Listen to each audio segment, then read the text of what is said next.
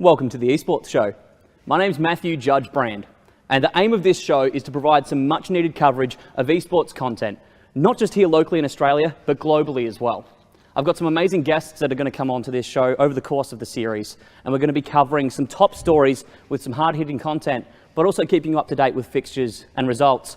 For this week's episode, we're going to be talking about some amazing events like ESL One New York, but some local stuff as well, like WPGI Season 3 and all the happenings around those. Stay tuned and join us on this journey to finally have some great esports content. Welcome to the Esports Show. My name is Matthew Judge Brand, and I'm joined on the couch this week by some amazing personalities in the esports scene. Oakley Sleepy Time Tchaikovsky. We've got Lewis Tibor Gratz in the middle and Aiden AK Hicko on the end. Thank you for joining me, guys. We'll get right into it with ESL One New York. Lewis, you had some amazing statistics on this. FaZe played very well. Take us through some of what happened. Yeah, FaZe dominated the way through. Average of 16 to 6. Jeez. Throughout, didn't drop a map. And yeah, when Nico got the entry frag, they won 90% of rounds. That's massive. And I mean, obviously that correlates into what everyone was saying on Twitter as well, that it was, and Aiden, your point, Nico versus Liquid? Yeah, absolutely. I mean, 3-0 in the final was absolutely insane to see.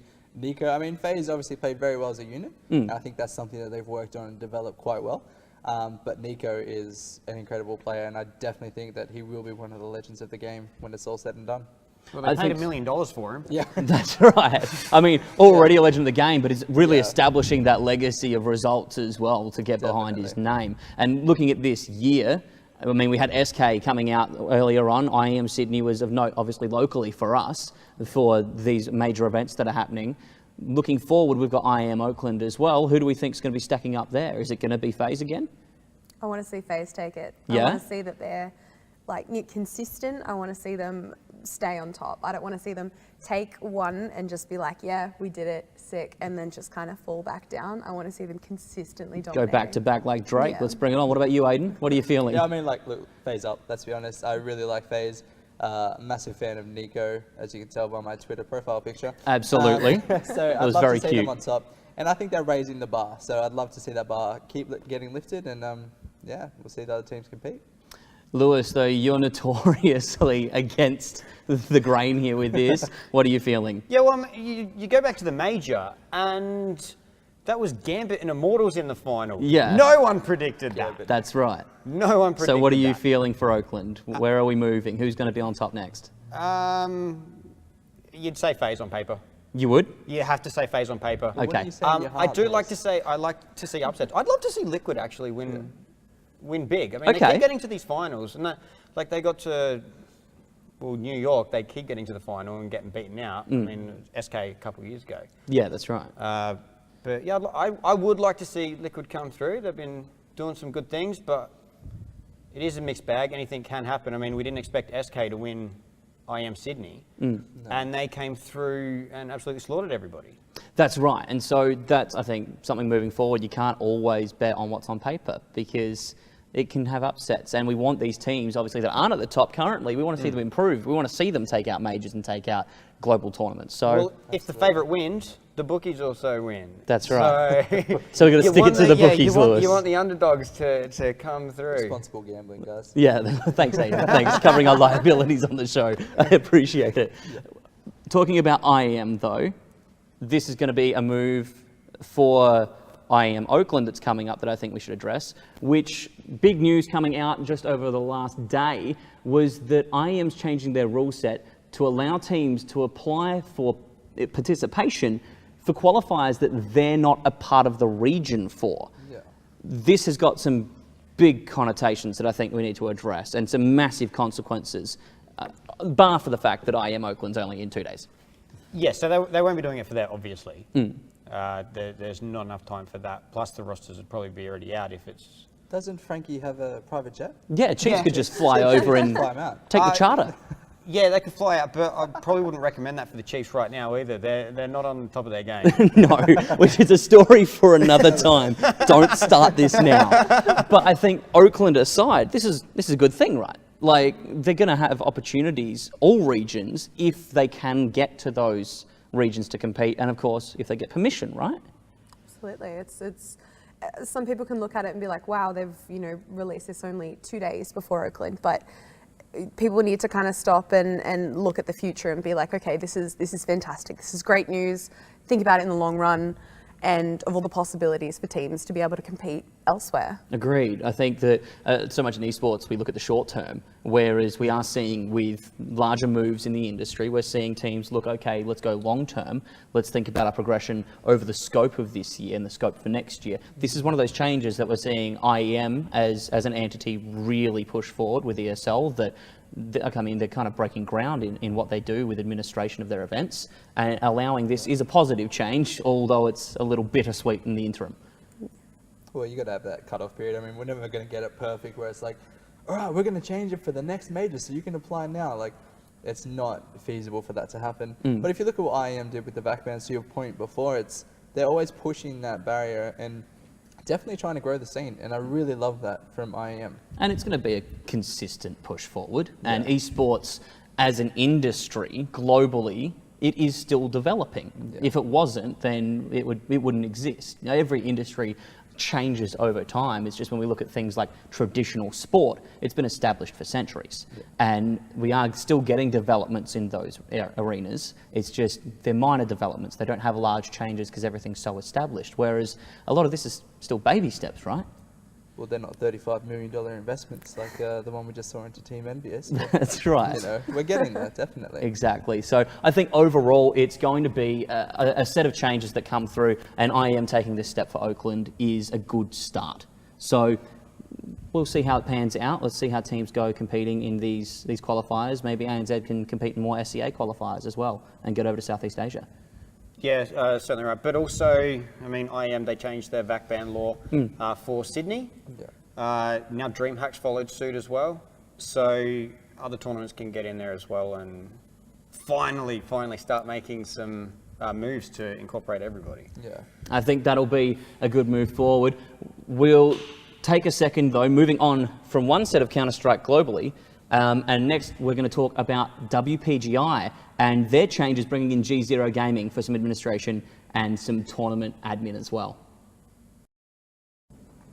Moving on to WPGI Season 3, it's just been announced, guys, and I don't want to beat a dead story here. This is a very dead horse in terms of conflict of interest and a lot of controversy that's come through. Let's look at the positives that are looking for Season 3, and that's what I really want to focus on. Because despite everything that's happened, I feel that AMG and PGTV and WPGI as a group have come back and really looked at what's going on, and we see that with their move to bring G0 Gaming to essentially handle league ops.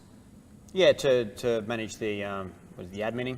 Manage admin, so manage WPGI in and of itself will run its own league, but as far as I could kind of get across it is that G0 is the admin, so looking at issues and disputes and making sure that things run smoothly for the league, WPGI being the league. Do you think, would they be the ones to hand down penalties?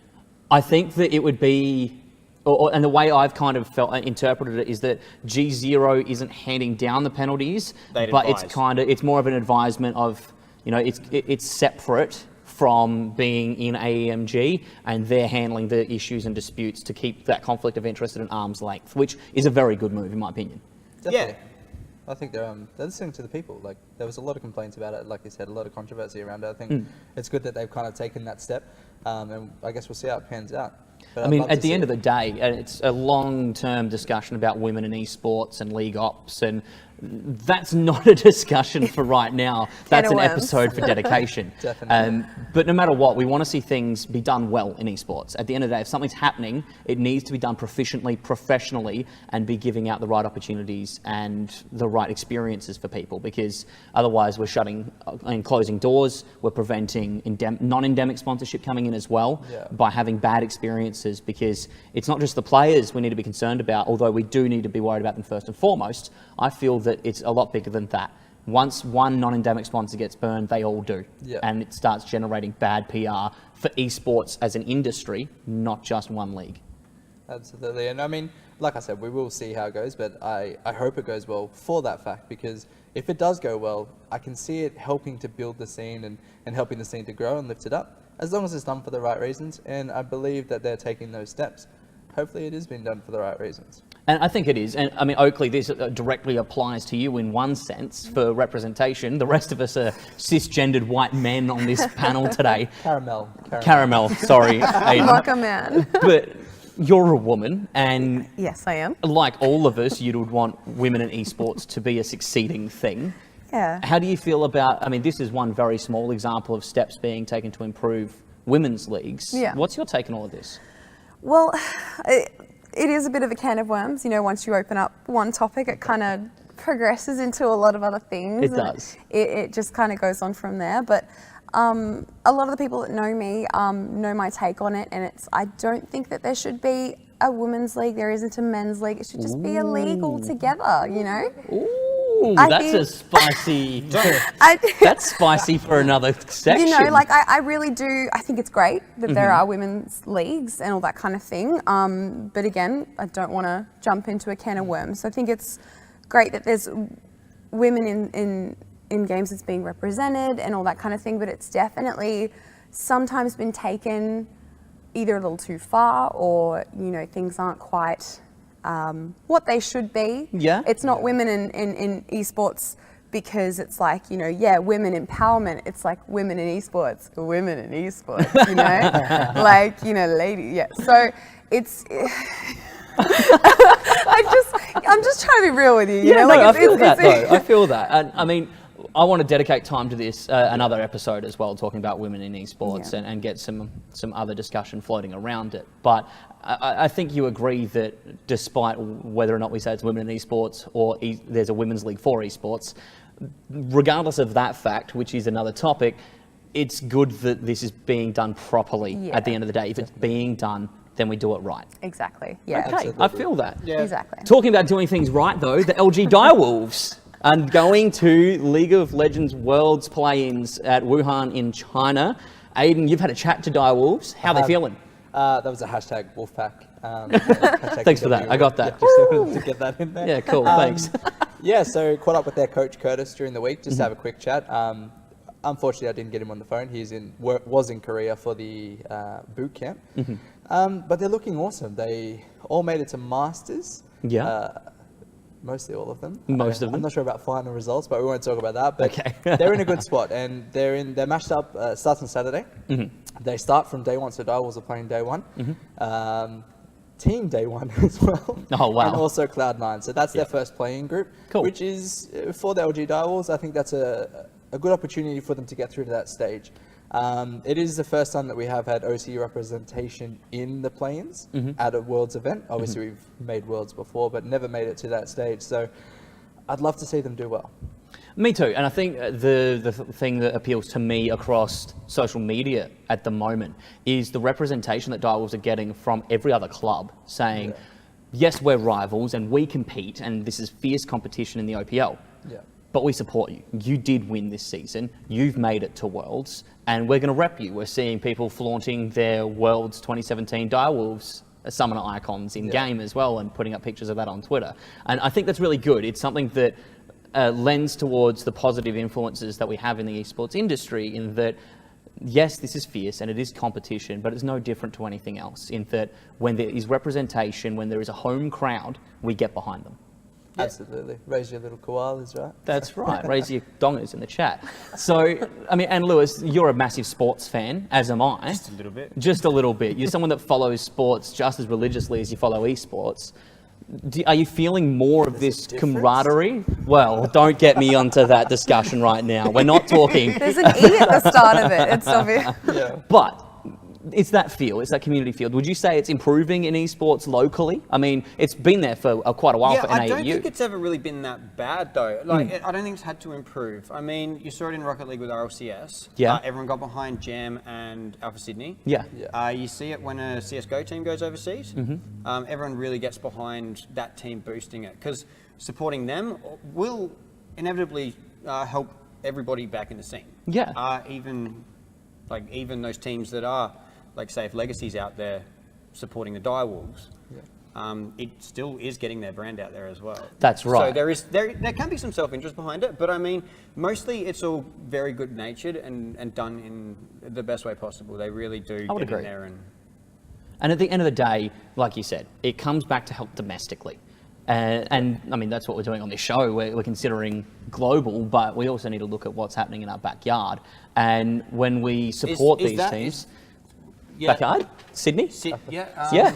we can. We're Esports at the Opera House.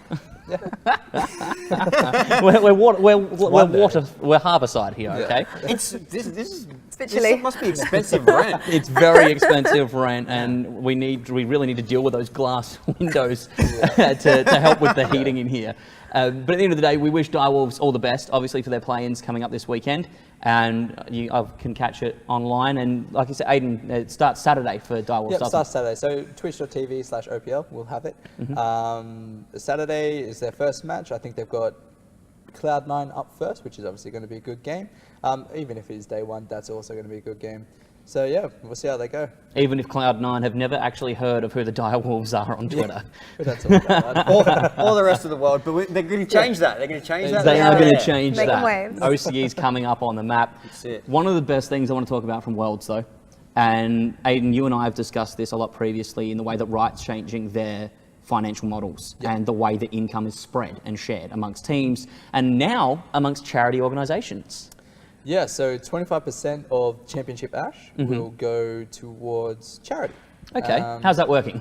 So it's a breakdown. So they've selected three. So Riot selected three charities. Those charities get voted on by the players themselves. So the players have the input on where that money goes. The most popular one gets 50% of that pool, and the rest is split between the other two charities. So I think that's a really nice touch. Like, I mean, it's great. Some of that Championship Ash is getting added into the player pool as well.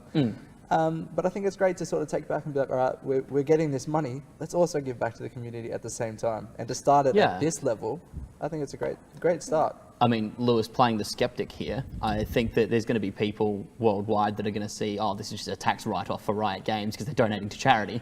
But Oh, gosh. this is... How did I get brought into this? Well, I want to have this discussion with you because of our history as well. Yes, that is a factor that you can look at business-wise and commercially, but it's a good PR thing, and it's a nice thing to do. I mean, the charities they've selected, we've got Basic Needs, which builds sustainable programs supporting people with mental illness. You've got Learning Equality, which enables access to high-quality education in communities without internet.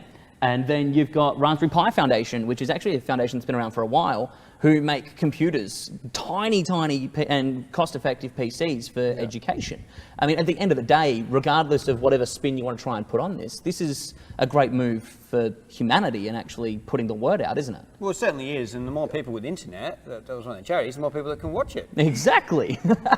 I mean, this is a move forward, and we saw for Rift Rivals that there was part of Championship Karma allocated to prize money. That actually raised a lot of money as well. You know, that 25%, what was it, 1.6 million? Yeah, it was massive. It was a lot of money that was put in just from those sales. So it's something that I feel a lot of people in the player base can get amongst it as well. I mean, Oakley plays Overwatch a lot.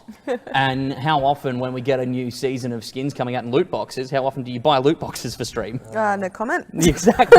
So I feel that this is, at the end of the day, regardless of how you feel about it, it's also a chance for the casual player base to get involved because they're getting something in return for their money other than just the good feeling of donating to charity and supporting a good cause because they're getting the skin. But it's a direct way they can contribute as well. And you can get rally around it. You can feel good. Also, I believe teams are getting a cut. So teams will get a cut of sales as well, yeah. directly supporting the prize pool that's given out at Worlds. Similar to Dota 2 does with their compendium. So a portion of that goes towards the player prize pool. So, yeah. Which is good. It's a big step forward. One of the, I mean, not a topic for time now because we just won't have time. It's an endless conversation. But it's about the move for Riot in terms of revenue share, talking about the NALCS with franchise models and looking at how they're developing that. This is one thing as well that is a move forward in terms of really helping out. So I think, look, at the end of the day, League of Legends Worlds is going to be massive, and we'll see the play-ins happen this weekend. Moving forward, though, for LoL on a grassroots industry is ESL AU NZ champs have put League of Legends in. Yeah, I did not expect that. No. I don't know how I expect that. feel. It's still a little bit confusing as well, because you've always got the player locks from OPL, OCS as well. So how they could be integrated, because they did say everyone can play. That's right. It was part of their official post. ESL said everyone can play. So I don't know. I think that, look, LoL at the grassroots level needs some help, and especially in our region, because there's a lack of progression that people feel. Although we do have, of course, the Riot-sanctioned Open Ladder, the Challenger Series, and then obviously the OPL, the Premier League, the progression to get into the Open Ladder feels a bit lacking, because other than that, if you've just got a team with your mates and you sign up to the Open Ladder, a lot of the time you get smashed. I did, so it was a bad experience. It was good fun because we had fun with it, but I think when we're getting third-party organisations to Riot investing, we might actually be able to establish something that's really supported. Absolutely, and things like the Next Gamer Show. I don't know if you guys got a chance to catch that, but I thought that was a really nice way, although that was only their first season, I think that was a really nice way to get that sort of players involved, and I guess that viewership around what it's like to actually be in an OPL team. And I think for someone in the grassroots who's coming up, it gives them something to aim for. They can look at it and be like, that's what it's like, that's what the experience is going to be. I want that, I'm going to go for it. I think, Lewis, it's something you and I have talked about, is developing the players not just in their performance on and off the Rift or on Inferno, but also talking about how they have their marketability for after their career playing. Well, even during, I think there's still a lot of work that can be done in media and media training for these players, and even social media training. There's a lot of people that could be more marketable. I mean, the only player that really comes to mind is sort of like Coach Jish and Jews. Yeah, for League of Legends. For League of Legends. Absolutely. And I think that it's kind of a missed opportunity right now from a lot of teams and players. And I think, I mean, you guys might have seen it as well when you look on Twitter, and we're seeing members of SK for their CSGO team being put up in tech stores advertising for HyperX. Like, their face is sitting above the product because they understand that marketing and understand how to capitalize on that. Those players are personalities. We should see more of it here, because Aussies have really flamboyant and not aggressive, but more out there personalities than people globally. We're Aussies. We're known for our, our flair. Our flair? Our flair. Our flamboyant flair. Our flamboyant Oakland flair. is known for her flair. If I walked into a tech store and Juves is staring at me, telling me to purchase a keyboard, I'm probably going to purchase that keyboard. So Yeah. I mean, Juves' tweets are intimidating enough for his marketing. When he tweets out that he's streaming and I better watch or unfollow him now, I'm in that chat. yeah, absolutely. But how did the crowdfunding go for his T-shirt? Is that going to be on the logo? I really hope so. I hope it does well, but I don't think we've reached a target goal yet for Juves. We might have to help out. But this it's playing into, for ESL, I think it's a good move, because they can try and grow a grassroots base. There's other organisations doing it. Cybergame is looking to help out the League of Legends grassroots community as well, and sub-master, sub-challenger level, help out and grow that and get players involved with content and community events. And there's uni leagues, and there's also going to be that tournament in Adelaide for, was it high schools? Yeah, Hybrid Ord Adelaide is actually putting on an event for League of Legends High School, which will be right here at home, which is good for, I know, it's confusing, right? But it's good for the younger ones as well. Aiden, Next Gamer, Hybrid Ord Adelaide. We're seeing these initiatives come through, which is something I can get behind. Definitely, I'd love to see it spread. I mean, it's good that they're doing for League of Legends. I think there's work that can be done in other areas as well. So hopefully it sort of builds that foundation. Other models can look and be like, all right, let's do that as well. Now, part of the AU NZ Championship as well, moving on, is Rocket League. They've brought it back for another season. Lewis, you and I had the pleasure of being involved in Season 1. You were also involved with Blake Rank to do Season 2 and do the commentary for that. A lot of people involved within the season, but the finals. For finals, that's right.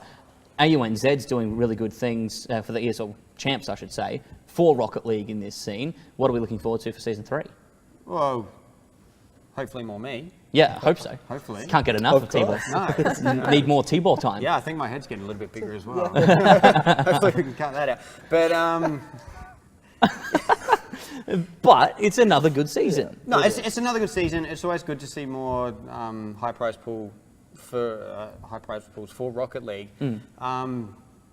another sort of top 8. I mean, you've got your top 6 standards, and then sort of two more teams sort of trying to work their way in. But we'll see. I just want to see if someone can beat the Chiefs, because that's a Chiefs team that can't be beaten on LAN at the moment. That's right. Absolutely. They can't be beaten really online much either. Online they can a little bit. They can have some slips, but I mean, then it gets to the finals and they win anyway. Yeah, I mean, well, it was the running commentary you and I had, is that they drop a couple of games early on in the series and then reverse sweep just to win, because like, oh, we'll play now. We'll give it a challenge. Yeah, that's right. Yeah, back in the Alpha Sydney days. Yeah, exactly. Yeah.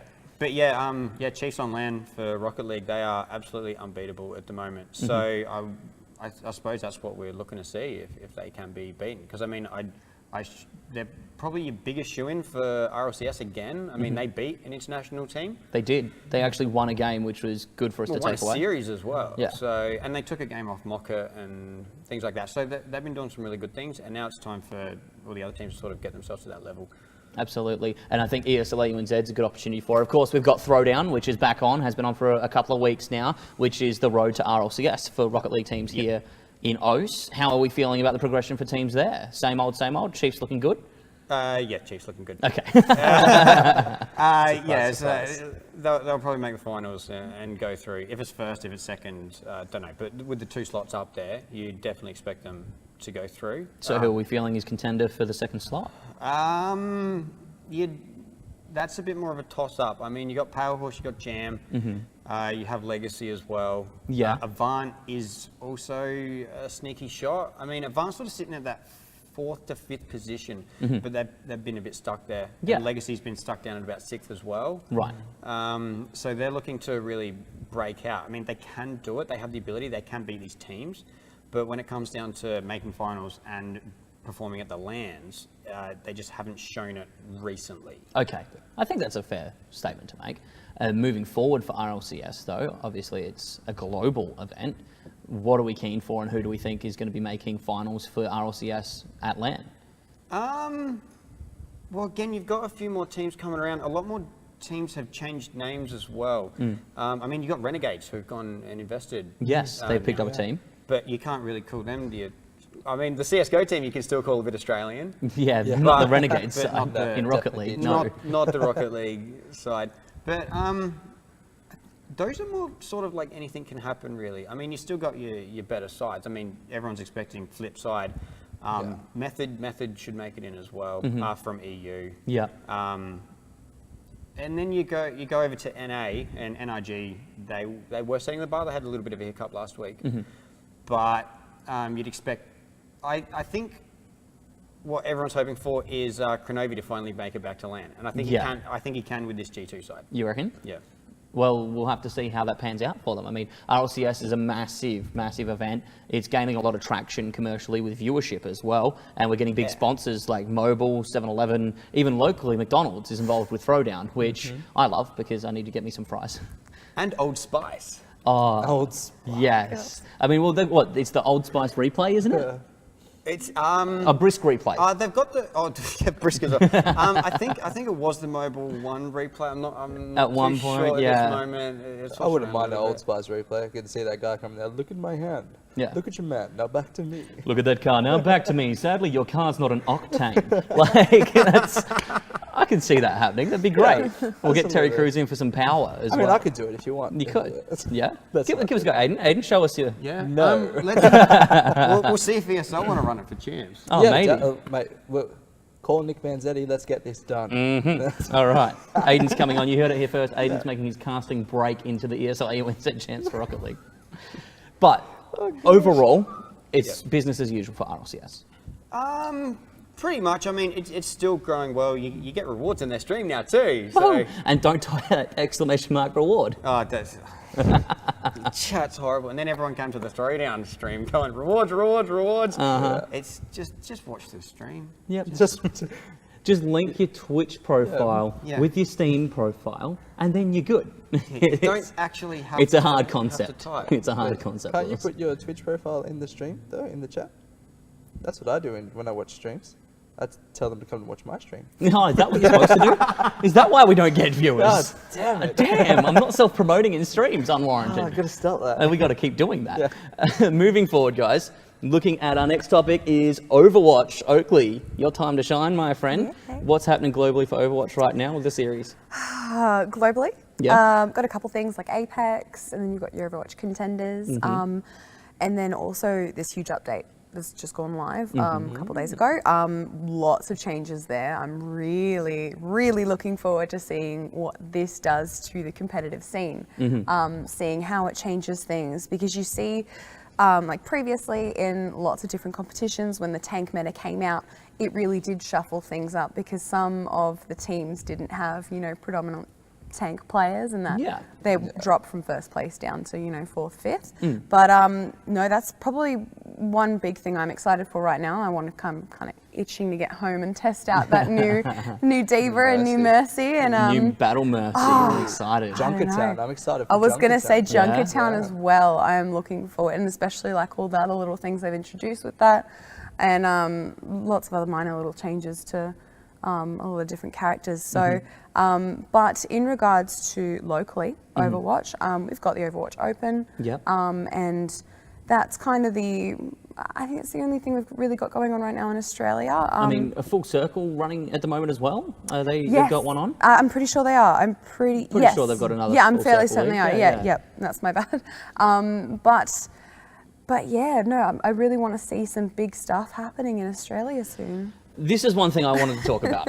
So the reason I asked, Feed the question. Set up the Unleash. segue. prepare for this one. This is gavel down, because I want to talk about Blizzard. We need a gavel. Where is your gavel? Well, I didn't You bring it need this one. week. Okay, next week we need to get some viewership to get me a crowdfunded gavel. Okay, but Juves' head on it. yeah, with Juves' head on one end and we'll have Jish on the other. That'd be great. Moving for Blizzard though, and grassroots in our region, I want to take this opportunity to say it's not good enough, in my opinion. And I feel that Blizzard have a responsibility that they've placed on themselves because of the infrastructure they're setting up globally. I feel that when you look at what's going on with all of these massive spots for the actual Overwatch League, and then contenders happening as well, but not being present here, we want to see Overwatch fostered here. We have a dedicated community to that scene. They're passionate. They consume a lot of content around the game as well. I mean, we just watch Oakley stream and that's enough to see that happens. But for me, they haven't cared enough. It's, well, like the tournament organisers, they've tried. I mean, Cybergamers had theirs, which was what, $10,000, Certainly $11,000. was. Then we had ESL as well, came in with another $10,000. It was actually a part of AU NZ Champs. Exactly, but now it's actually been taken out, and LoL's taken that spot. And for me, speaking from looking at the Blizzard guidelines for events, which is publicly available for anyone that wants to put on a community event or look for bigger things, it's a lot of red tape. And I get it. I want to start by saying I understand, because Blizzard have a very big IP here with Overwatch. It is very valuable and it needs to be protected like anything else. But when you prohibit community organisations or you make it too hard for them to actually put on events to feed into your grassroots, you end up with a dead franchise model at the top end because you don't have up-and-coming talent. You give it a few years, and when we start seeing players retire, you've got no one to fill in. Absolutely. And then you got that top level, there's nothing to build up into that. How do you get there? How do you progress? Like you said, when players retire, who do you fill that position with? Yeah, you were going to say something, Oakley? I was going to say it is kind of a double-edged sword in regards to having these, grassroots programs and LANs and stuff like that. And we've had LANs in the past and they were successful, but it is, like you said, there's a lot of red tape. It's hard to set these things up, and then there's the money. And as we can put some sparkles on it and be like, the players would love to come and play for no money, no prize, no nothing, just for glory. But it's realistically, if you're asking teams to fly from New Zealand, from Tasmania, from, Western Australia, Sydney, flying all over the place for something that isn't going to cover their plane ticket, like that's another thing as well. Like, we do have a small community, we have a very dedicated community, but we also have a community that's very, they're not going to go out of their way for something that isn't going to benefit them in the long run. And at the end of the day, you've got to break even. Exactly. There is a monetary burden that's put on this. And as much as we'd love to say that esports is all about passion, because it is, these players have a fire in their gut that pushes them forward, they have to consider living. You know, they can't go and spend hundreds of dollars one way to get from New Zealand to Sydney to compete in an event if there's no money on it. If that event has no money because they can't have a decent prize pool in order to avoid red tape. That's not really fair. And also remembering, you got 6 players on an Overwatch side. Yeah. That's more players to fly into land. And than if they any other don't have an esport. org, if they do not have an org, that's, you know, like I know some of the other teams that I've seen come to lands. One of them came from New Zealand and had to spend $500 just on a one-way ticket, like you said. And if you don't have an org, that's not feasible. That's not something that you can always do, especially if there's, you know, lots of lands popping up, all that kind of thing. So there's lots of different holes. There's lots of different problems. And of course, it is coming from a very young, still developing esports community and competition as a whole, but it's hard to do when it's kind of in a chokehold. You need to give it breathing room to grow. You can't just kind of say, okay, stop right there, and you can keep on growing with no sunlight, no nothing. Just you'll be fine. Don't worry about it. And I mean, esports has been a tale for decades of passionate people doing it because they love it. And people have invested a lot of money out of their own pocket to make esports happen, especially locally. I mean, it's happened globally, but we're still just coming out of that stage here in Australia and New Zealand. So there are limits, and those need to be recognised. Absolutely, and I think Blizzard's got a lot of work to do. Notoriously, looking back, like World of Warcraft Arena, Overwatch is obviously a new game for them. They've not been very good at organising those major competitions and building up the scene. It's like, hey, we've got an event, Blizzard's organising it. That's the only way you can do it. You know? So I do think they need to let the red tape down just a little bit to allow communities to get involved, because it's not only going to grow esports in that region, but it's going to boost their game as well. Like that will put the sub numbers up or put the purchases up. I know Overwatch was Game of the Year, but there's still going to be, that's 1 year. You still got to get more people coming in to buy it. That's right. Like, and you need to hold those people in the game. Absolutely. You can't just get them in the door and then run off. Otherwise, we look like early access games that never actually make launch. Yeah. And look, don't get me wrong, we like what Blizzard's doing with the Overwatch League in terms of trying to establish something that's very stable. Yeah. We will give them that. And Overwatch is a great game. It's well made. Not having a dig at that, but we feel it locally. And the players talk about it every day.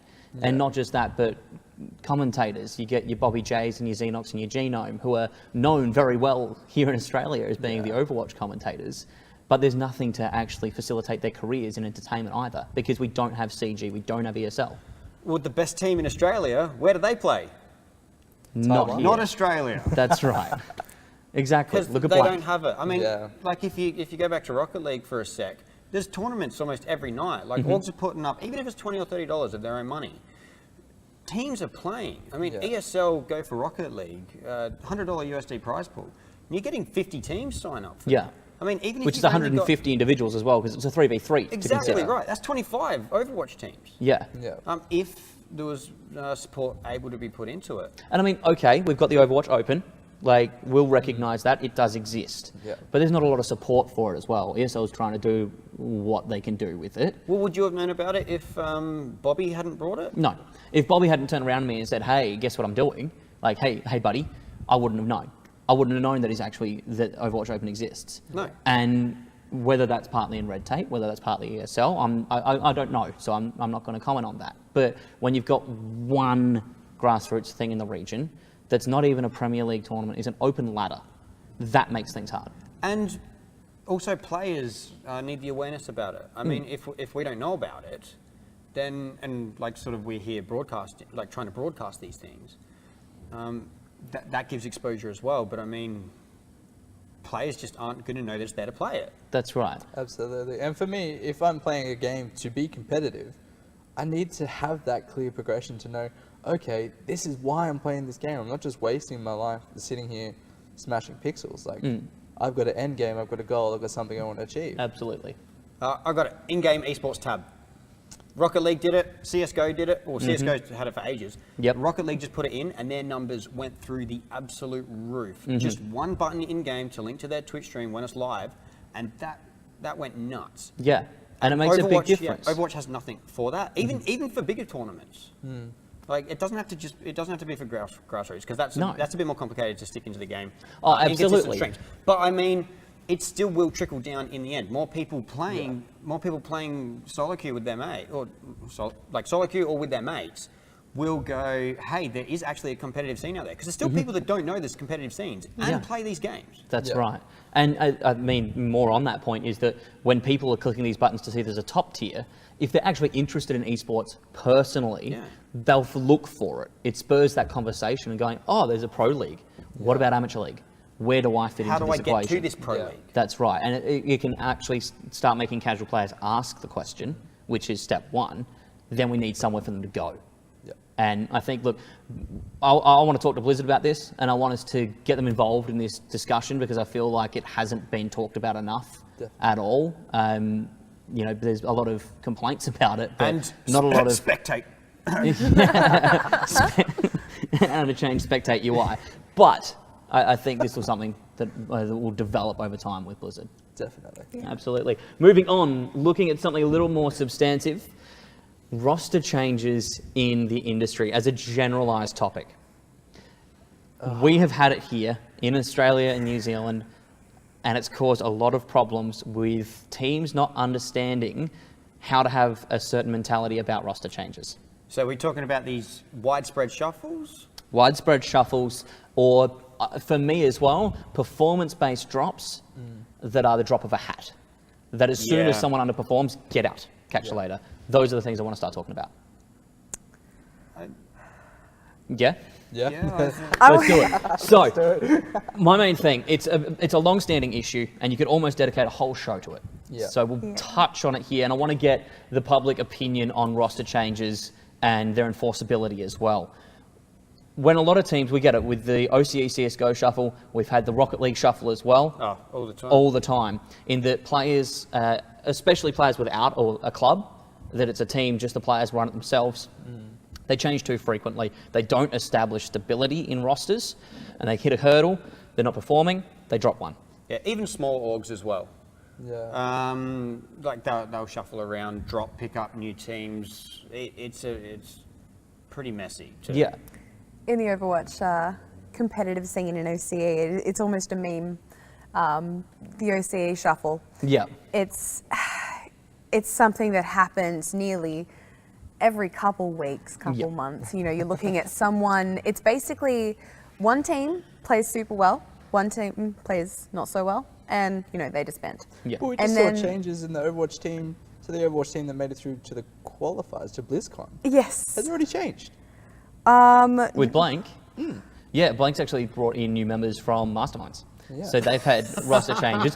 Mind you, really good pickups for Blank. Oh, fantastic Those pickups. boys were at another level. We saw them at CGPL when they did a Overwatch event, and those Masterminds boys were good pickup. But you're right, it happens, and it happens in almost every game. The poaching is insane. Like, you know, when, for example, in one team, two players are playing super well, and then another team goes, ooh, you know, that looks pretty nice. I'm gonna dip my hand in that, and I want to take those players, and then that team dies. Yeah. Because effectively, one team trying to be the best of them all is poaching great players and killing all the other teams. So you've got one really great team, and then you've got a bunch of dead teams. Yeah. What does that do? I feel that it's a double-edged sword with that, though, because obviously these teams, these clubs want to be picking up the best players for their own brand, which is cool. But there's that fine line to draw. And it's also, you've got to look at the commercial interests of these clubs that are selling the players. And there's massive issues with contract law and dishonouring those and non-enforceability. Tell me more. I almost feel like we've got enough content for a whole season in this episode. Basically, if we unpacked it. He dreams about it. I dream He about wakes up in contractual cold issues sweat. in esports, right? I'm laying in bed at night and I wake up and go, oh, they've dodged team. Contracts. All buyouts. But Jurisdiction. those aside, I think that one thing we need to improve as an industry in our region is mindset. And one person to point out a positive influence in that is Michael Carmody at Legacy. Legacy Esports, they have a very good culture that he and his team have fostered, that if we're going through a dry patch, we're going through a bad spell, we don't just drop players. We see if we can coach players. We see, okay, outside of the game, what's going wrong? that could be influencing on-game performance, because it needs this holistic approach that's been in every other industry for performance. We're not just talking about traditional conventional sports, but sales has big issues with underperformance. If someone's life is too hectic, if home isn't that great, then their sales drop. And when they're on a high for life, their sales are amazing. They could sell ice to an Eskimo. It's the same thing here in esports as well.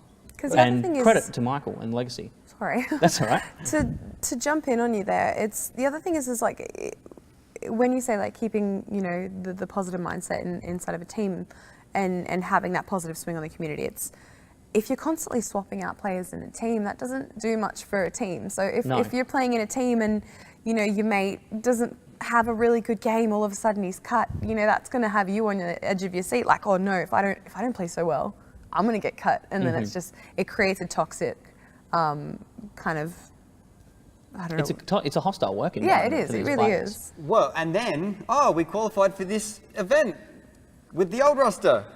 Yeah, that's a big issue. Moe, can you just come back? Come back for it? Can you come play this qualifier for us? Even though we come play the international land. That's right. Yeah. Because, you know, obviously, I mean, very specific example there is the Greyhound roster. For those that don't know, Moe, the decision was made that Moe would no longer be playing for them, and reasons, we won't go into that decision itself, but they qualified for an international event, won the qualifier with him on the roster. He has to go. There's a roster lock that they have to uphold, so they can't bring the new roster because, I mean, can you imagine the bag of worms if new rosters were allowed and the slot was just given to a club? Be like, catch you later, boys, we're picking up Renegades. Yeah, exactly. Yeah, I mean, sometimes it works with like one player, but I mean, they have made quite a few changes. So maybe, I don't know the specifics, but maybe he's the one that can go out of the two roster changes. Like they might allow one. I'm not too sure. I'm pretty sure it's full lock. It's full lock from qualified team. Yeah, that's why Moe's going. That happens as well. And I mean, Blank, they're going to be probably roster locked with their old ones for BlizzCon. Probably. Oh, Aiden, do we know? As far as I know, they're not. They're allowed to compete because they're from the country. Yeah. So when I saw the announcement, it wasn't a roster lock because exactly right. Technically, it is the Blank team, but they're representing Australia. Right. So it's region lock rather than roster lock. Exactly. Okay. Cool. Which is understandable on an international level. Yeah. But I think on a club level, that roster lock is a great idea to make players think twice about going, oh, that team's doing really well. I'm going to go over there. All of a sudden you're locked and you need to come back to your old team is going to be a bit awkward. So I think a combination of both player awareness definitely needs to be, and I think having that sense of pride and growing with the team. Massive credit to Michael. I love Legacy. I don't think there's anybody in the scene. When I mention Legacy, I've never heard a bad word. Yeah. So I definitely think he's done a lot of great work there to, I guess, keep that core solid together. So teams need to take responsibility for that, and the competitions do what they can to keep those teams together and stop them from jumping around because it's just absolutely. chaos. And another larger issue that plays into all of this as well is then the TO, the tournament organizer responsibility. Riot has very strict rules on players moving teams. They have, especially OPL, obviously, that they are put into the database associated with their team, linked to their team. If they want to move, they need to have proof that this has been an actual transaction, that they have been moved, it's all above board, and okay, we move those players. We've seen Cybergamers just stepped in now with upholding valid contracts. And we saw a very real world example on Monday night. We certainly did. That was a big issue in and of itself. Kings, for those unaware, Kings had some player troubles. Hats couldn't, power went out for the home, so then he jumped onto a laptop with 4G connection to try and play, and then they brought in a sub that was unregistered. A non-registered sub, not actually playing for the team, locked by contract to another club, can't play. And it's changing the mindset and changing the scope of how we're actually facilitating esports in our region, because we're enforcing something. You actually have to play with a team that you're on, which also helps for some accountability. You can't just go swapping rosters now because you then can't play the league. You might not want to be in that roster, but they'll find another player to replace you. You can't go play for the new club just because you want to. If we want to be a professional organisation and build esports up in that professional mindset, it's something that has to happen. You don't do it in I mean, I can't run out for I'll never ever run out for Melbourne Storm, but I can't run out for Melbourne Storm one week and then next week go, you know what, the Roosters are definitely a better team and they're going to win the grand final this year, so I'm going to go to them. Exactly. You can't do that. And No, you it shouldn't kind be of like can that. in American sports, but it's more the clubs making that decision. Yeah, but again, that's that professional Yeah. process. And the thing is, the clubs can still make the decision here. Yeah. That's what it all comes down to, in saying that there needs to be discussion around this. Players can't just go and flit and flop between teams to do whatever they like. Yeah. This is a professional industry. We need to treat it as such. And if the clubs say, you know what, go for it, we give you permission, we'll have you a temporary release or a full release. Let's facilitate a buyout of this player and get him onto your club. That's fine. But the clubs need to have that discussion happening. There needs to be official channels that they go through. As simple as an email. Send an email and say, look, we'd really love this player to come fill in for this one event or to be permanently on our roster. What's in his contract? What do you as the club have as a contractual responsibility over this player? Or EPL, like English Premier League, they loan out players for seasons. Yeah. Like if they're doing really poorly in the season, and good side wants them, they're like, you can have them for this season, we're getting them back. Yeah. That's it. Maybe because, you know, the whole team might have a bad performance in EPL, but if that star player is still playing very well, there's no point hindering their career and not allowing, not enabling them to play on a team that's going to embrace their good skills. Touching on EPL, just a quick side note. Esports jerseys included in FIFA 2018. I think that's pretty cool. I think that's a good Yeah. move. I think that's cool. And exciting. I mean, FIFA's gaining a lot of traction as an esport. It's had its little niche for a while because of, as a spectator sport, you don't really feel it. It's 1v1, but it's different to like watching FGC. It's the way it's actually handled. It's one controlling. That one controlling 11, 13, or 11 on pitch, you know. It's a very different sport, but it's a good move, and it shows more validity for esports, which I'm all about. And you do see those EPL teams or the FIFA teams locking in those players to their teams under those contracts. They're not going to go swap around. So I think we can learn a lot from, I guess, our older brothers in professional sports, and we should definitely apply that to a local scene and see how much we can grow. Absolutely. Talking more about the business of esports, I want to draw attention to a practice that's not really encouraged by me. Actually, not at all. But I can see how it's a common mistake. And I'm framing this as aggressive acquisitions. Yes. Lewis, you and I have experienced this previously in our own work as well, and we'll get to that. Yeah. And we want to start out by saying clubs that we mention here, we're not having a go at you at all. No. This is a common mistake. It happens frequently, but it's something that needs to change. It's a little bit of business acumen and a little bit of just common sense that needs to come in. And when we say aggressive acquisitions, we're not talking about they're coming at you with a baseball bat saying, give us your company. Not at all. It's That more... we know of. Aiden's been kneecapping people to try and start an esports org, but that's not the point. That's not how you do it. But what we are saying, it's not so much aggression in terms of grr, it's more aggressive because of the nature of this transaction. Yeah, it's... yeah, that's about the best way. To basically explain what's gone on, there's been a couple of clubs in the local scene here that have been approached by another club. I'm not going to name names for argument's sake, but Club A... It is on Twitter if you want to go... Oh yeah, trawl through Twitter, Everything's you'll on find Twitter. it. If you want to go search. Club A has gone to Club B.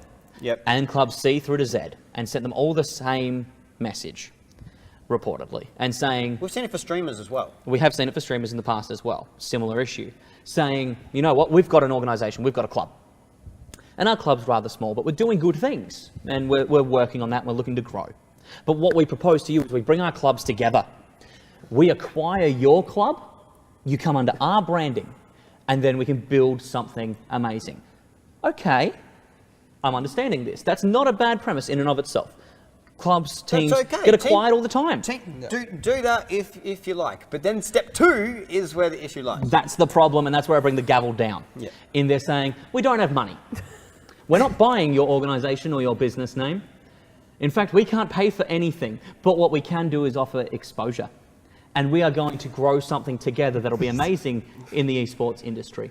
That's my problem. It is not a commercial transaction. And tournament prize pools in the future. We will funnel some to you. We'll give you And some I of the will money just that add- your teams win by us acquiring them when they go to events under our banner. My favourite line, we've got a lot of people looking at us. Unfettered, Phantom sponsors is my favourite. We've got people looking at us that want to invest in this club. We can't tell you who, and they won't invest until we expand, but they're looking, and that's the kicker. Like, we had someone try and acquire AGTV. we did. And said, we have sponsors lined up, huge tier 1 sponsors.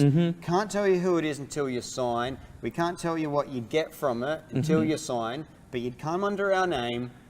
And then, what was it? I think about a week later, that team that organisation just dissolved. It didn't even exist anymore. Basically. And that was the thing, is that we understand that these clubs, we hope that they've got the right thing in their hearts.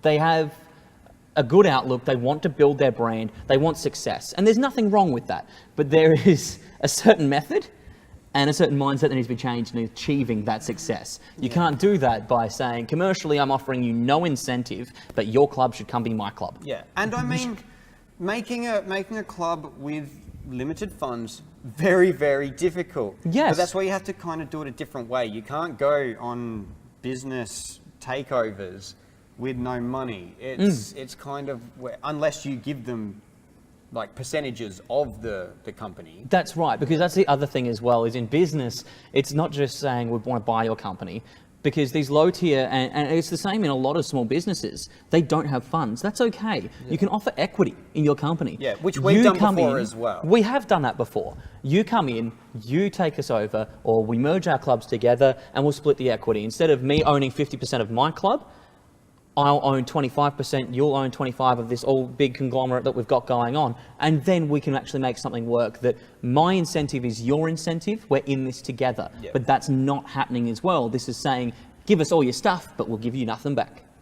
But we'll give you exposure. And there's people looking at us. And our massive sponsors, which you don't have looking at you, but they're looking at us. That's right, and they're definitely looking at us favourably. I think. And there may be, but it likely not. Likely not. Likely not, unless it's done, signed on paper. I mean, how many sponsors have we had come to us say, hey, we do this, but then never followed through? Yeah. Well, it happens all the time, and it can be for good reasons. Sponsors have limited funds that they allocate to marketing PR. It's not malicious. No. It's just that's how it goes. That's right. Something you really need to consider. If you're going to approach someone and you're lacking in funds, you're lacking in reach, lacking in whatever, and you're having a hard time creating your org, you need to realize that that org that you're approaching to take over probably had the same issues. So they're going to be very reluctant to just go, oh my gosh, you're giving me an olive branch. I'm going to take that and run with you, because they've just spent blood, sweat and tears to get their organization off the ground.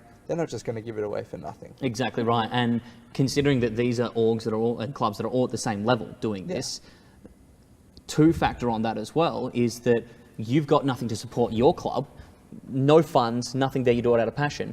They're the same. So when you're looking for a commercial transaction to purchase these clubs, the club you're going to is thinking, how are you going to solve my problems that I have running my club now? How does this fix anything for me? And realistically, it doesn't. In fact, you're ruining and taking away a passion project of theirs to claim it as your own. Absolutely. It's something that I wanted to bring up, and hopefully we can get some education around it. It's a business thing, it's a culture thing as well, and it's also about the youth of the scene. In esports, people here are still growing. It's also young people as well running these orgs. I mean, it's fantastic to see people so passionate, but there's just certain things that are being done which we believe should not be, and there's better ways to do it. I mean, and just ask for advice. Well, ask for advice, offer equity instead of pretend sponsors. Yeah. I mean, that's good too. Be genuine. That's it. It all comes down to being genuine. One thing, and this is probably going to be the last thing I want to talk about with you guys for this week, is Gfinity. Now, Gfinity, for those of you who aren't aware and live under a rock in the esports scene, Gfinity are a massive organisation that operate internationally. They put on some great events, well produced, great viewership, and kudos to them on that, to start off first and foremost. But what's of note is the way they're looking to move into the Australian scene. Which is different to how they're doing it anywhere else in the world. That's right. So preface there, completely new format to anything they've had that's been extremely successful. They want to come into the Oceanic scene. They want to establish what's called the Gfinity The Elite Series. But it's a franchise model. Okay, franchise models work.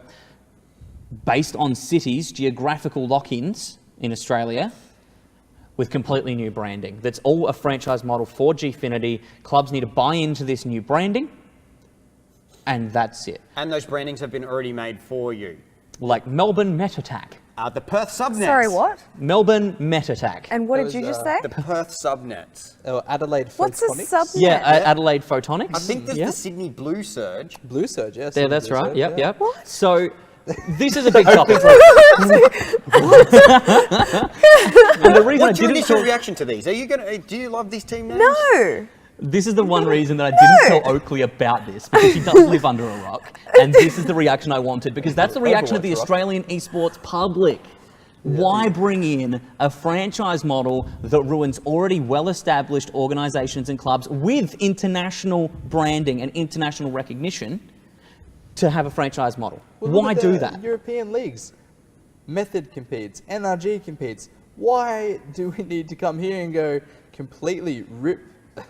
I don't know where they come up with these names, to be honest with you. I think it completely destroys what we've built as a scene. Yeah. They just opened a dictionary and put their finger on a word and Yeah, went, so- yes. That's a It's word. literally just a tech manual, and they've gone, how to do IT for dummies. Yeah. Let's go this one, Metattack.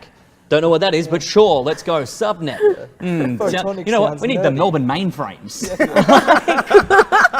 I'm just trying to get some Sydney NBN. Like, let's right. be honest. We want to improve the actual infrastructure of our scene, not have geographically locked teams that are named after our bad infrastructure in this country. I mean, they could have at least let them, like, if they wanted to do a rebrand, let them pick their names at least. At like, least. So to play devil's advocate here, we are kind of making assumptions as well, because there hasn't been a lot of information given about how they No. are branching this in. Ooh. We don't know. Ooh. Yeah, we don't know if they are going to make this an exclusive org that or sort of league where the players can only play this league. That's right. We don't know if that. We'd assume they'd try and roster lock players. You would assume. And contract them in. But then where do they get those players from? Is that going to be from the Chiefs? Is that going to be That's from right. Legacy? So that's the thing as well that needs to be considered in this. Like, the one thing we want to address is what we do know. Yep. Because, look, it could come out into light that Gfinity, okay, yeah, Chiefs get into it, they pick up a team perfectly for Gfinity, and they put that team into that league as one commercial thing that Chiefs does. They just don't have their branding on it. Okay, I can understand that. Maybe, but that's going to get more confusing again. Exactly. When we've got an ecosystem here in our region that works currently and is still developing, to come and slap a label on it and say this is how you should do things for this event, I'm not sure that's conducive to the actual growth of the scene. And again, on this franchise model, franchise models in and of themselves are not bad. No, of course, all sports run off them. The Exactly. AFL runs off it. And NFL runs off. moving into esports, we're seeing franchise models do the right thing. NALCS, for example. Yeah. When NALCS franchise model got announced, a lot of people on Twitter said, oh my God, franchise model, we're losing everything. Yeah. But it's not The how world it's is worked. ending. Because if you actually looked into Riot's post about it, announcing their game plan for franchise model, they said that there is a revenue share model. That money Riot makes from the NALCS is shared with an allocation to the players, as one would expect, but also an allocation to the clubs. Yeah. That is a very big thing. One thing a lot of people don't understand is that clubs don't make a lot of money. It costs a lot domestically. It costs a lot of money to actually run these things. Just sending a team to LAN is in the Yeah, thousands. that's right. And so domestically, when clubs are sending teams to LAN, and for example, it's at a $10,000 prize pool, or let's go even bigger for simplicity's sake, let's say grand prize is 10 grand. A lot of clubs have agreements with their players that the team gets 70% of the prize pool they win at events. So a 10 grand winnings for a team means that the club would make 3. Yeah. When you consider the fact that CSGO has 5 team members and you can easily be paying $600 return per player, there's your 3 grand gone. Plus the club's made no accommodation, money. plus food. Exactly That's right. the money you're paying Transport, them to play for your team. Exactly right, and develop your branding. Yeah. So, and yes, there's measures in place that, you know, clubs are getting sponsors and they make revenue that way and stuff as well. And the tournament organisers locally are looking at travel expenditure allocation and stuff like that to help out with this burden. But it's still a big burden. And franchising in NALCS is helping with that to help these clubs out. So a franchise model isn't inherently bad when rolled out properly. But coming into an industry, in my opinion, that's already established, we have the Chiefs that beat North, for God's sake. We have teams that go over, Greyhound going and competing internationally, other CS teams competing internationally, and the Dire Wolves at League of Legends in China. Yeah. why come in and ask for new branding? Yeah. So, oh, sorry, go. Lewis. I was just going to say that's where a lack of information is also hurting their brand right now. Yeah. Because all we can do is sit here and kind of speculate about what everyone else has speculated. Exactly right. We're not the first people to bring these questions up. No. By any stretch. It's a big, confusing area. And that's where, like, when they come in for a sort of hostile-looking takeover, you kind of need to give out some more information as well. Well, Aiden? yeah, so that's exactly the point I was going to touch on. I was at the Esports Masterclass, which was put on by Akamai, Telstra, Dave Harris. Yeah. A lot of big names were there. One of them was Gfinity, and they definitely didn't back down on their approach. There was obviously questions in the crowd, and it was just like, yeah, so this is work. We're just kind of trying something different. But yeah, definitely didn't back down, and the question was raised, we've got clubs already. Have you spoken to these clubs? And it wasn't a sort of situation where he gave a perfectly clear answer. So that gives me the impression that it's like, oh, I'm not too sure about if I'm really bothered about your clubs that you've got set up. We've got what we want to do, and we're going to roll that out. So I guess we'll see. But definitely a lack of information, and we need that information before we can get behind it. Can only assume the worst, really. Yeah, well, absolutely. Absolutely. At the end of the day, I want to put this out there. Gfinity, talk to us, because the whole industry is concerned. There are clubs here that want to be involved in new ventures in esports. We'd be and happy to yours get in is a casting. new one. We would love to. We want to be involved in this. There are a lot of people that will support new things here. But at the end of the day, we need to know what's going on. And this needs to be something that comes into our landscape and the industry that's being built here and works. Yeah. And that's all we ask, is just tell us what's going on. And of course, they're going to take time. They're probably refining that themselves. Yeah. And there'll probably be adjustments before they even have launch day. Exactly. Adjustments As of team names, expected. perhaps. Hopefully adjustments of branding. Crossing everything. But just talk to us and have an open conversation with the players, with the clubs, and with our industry here in Australia and New You can Zealand. add me. You can add me. At Aiden. DMs are open. That's it. Aiden knows everything, so please talk to him. But look, that wraps it up for me, guys. Thank you so much for joining us. Once again, this is Oakley, Sleepy Time, Tchaikovsky. We've got Lewis Tibor Gratz and Aiden, A.K. Hiko, at the end. Thank you so much for joining me this week, guys. It's been a pleasure. And of course, we'll get you back on recurring episodes as well to talk about more happenings in the industry. For now, follow us on all of our social medias. Make sure you stay up to date with the Esports Show as we try to deliver some great content, not just here every week for you on the weekly show, but also with some online content that we're developing for you guys. Get those quick snippets out there. Absolutely. Thanks from everyone here. Thanks again, guys, for joining me, and we'll see you next time.